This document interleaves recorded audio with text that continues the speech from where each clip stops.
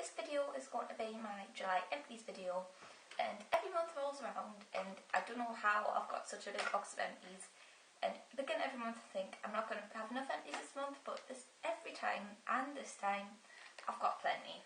Full box full yet again. So I'll just get into it and show you everything I finished up.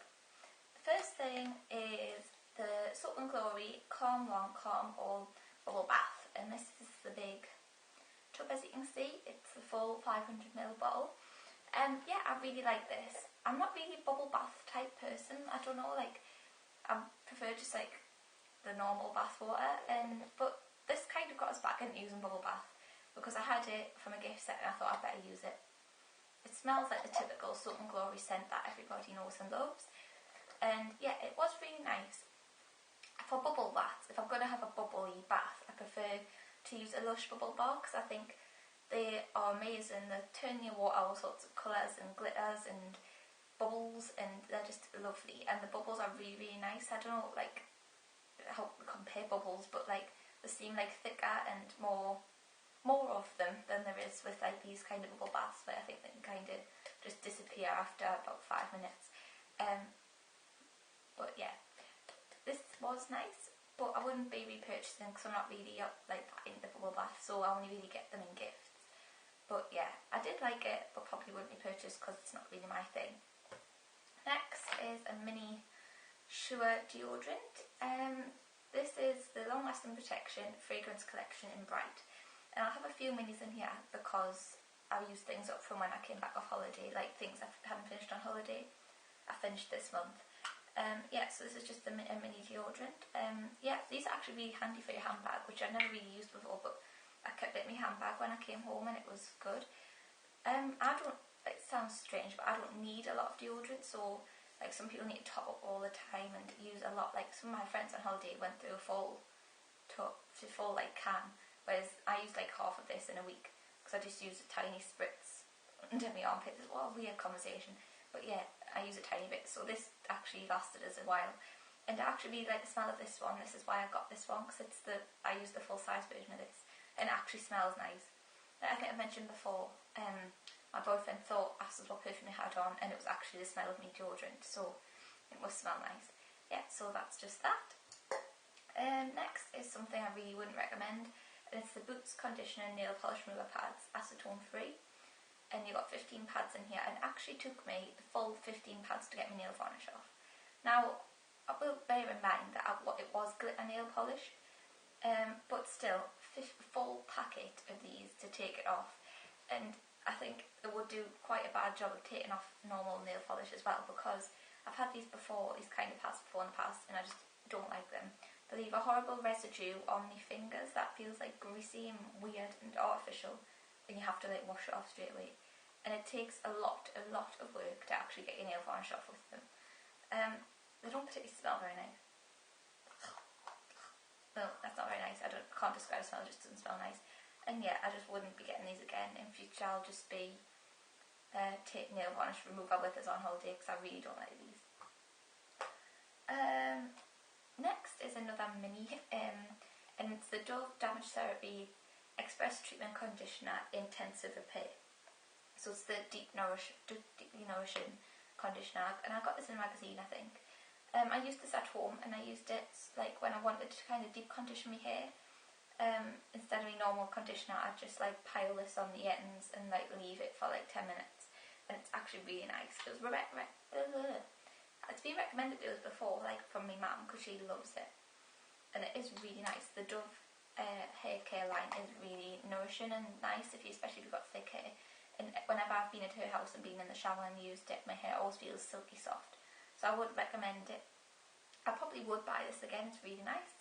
And yeah, it's just lovely and nourishing and good for you, I think. And next is another mini. I'll just get the mini out of the way with. And it's a John Frieda Shea Blonde Gold Blonder Lightening Shampoo. And I took this on holiday to work in conjunction with the lightening spray that I used while I was away, and it really works. Yeah, I really like the shampoo. I wouldn't use it all the time because I like to use a shampoo for like fine hair because my hair's really fine. But this was nice, and I do agree that it does definitely lighten and I would recommend it.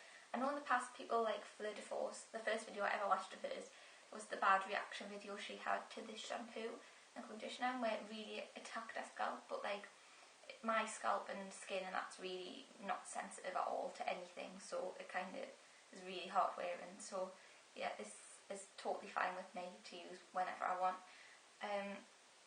And yeah, it really does work with the lightening thing, and it smells nice. I love the smell of all John Frieda products.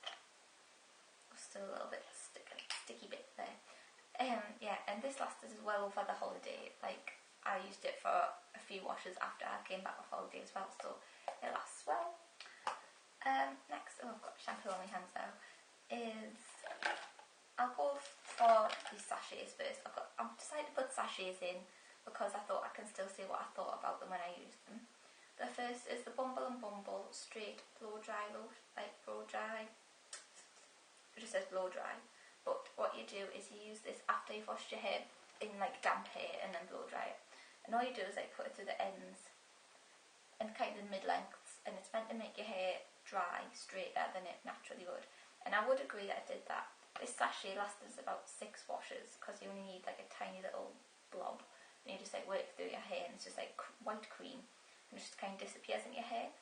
And my hair dries straight naturally anyway. But what the ends normally, like I've got like layers and they normally kind of flick wherever they feel like it, just the ends. This kind of helped tame that and make it just naturally straight, and I think it's a really good idea if you want to use less heat on your hair. I mean, yeah, you still use a blow dryer, but if you normally would just like me, I always like today I've straightened the ends, just like I don't straighten the top, just the ends to get the flicky bits away. But if you would normally do that and you would want to use less heat, this is really good because it means it flattens them kind of bits out. I'm not sure how well it will work on like really curly hair because I don't know, because mine's kind of like this naturally. But yeah, it is nice and I would recommend it. And the next sachet is Vita Hair Minimising Body Moisturiser. And this was really strange product actually. I expected it to be like a thick kind of body lotion, but it was like really thin and runny, like weirdly thin. And it just like ran all over my legs and I just had to like rub it in quick. But it did moisturise nicely and sink in quite quick. And I did actually think that this like made my hair go back slower, like just off one sachet. I don't know whether that's all in my head, but I was able to go one extra day without shaving my legs and I was fine. So yeah, it's quite nice, quite intrigued by it. I've got another sachet to use and I'll see if I feel the same that time. I might buy the full size of this. Next is, I've got 2 of these, which are the simple kind of skin cleansing facial wipes. I only use these to take the bulk of my makeup off and then like all my foundation stuff, and then I cleanse it afterwards, so I don't just use these because that's a bit gross.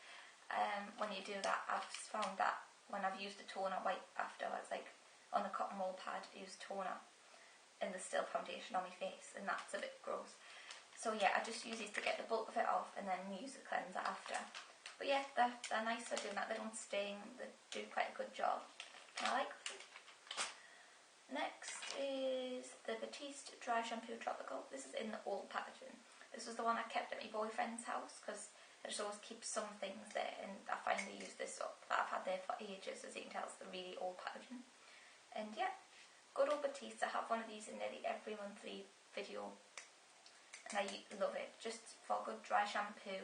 And I've got, as you can see, I've got blonde hair, so the white powder doesn't bother me as much. If you shake it up well anyway, you don't really get much of that. And I just find it volumizes and it's great, and I've said things about this a million times, so I won't go on.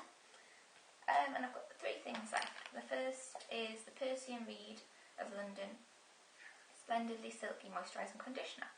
This is another one I got in a magazine, and yeah, it was nice. I think it's quite expensive, I'm not sure, like kind of mid price range.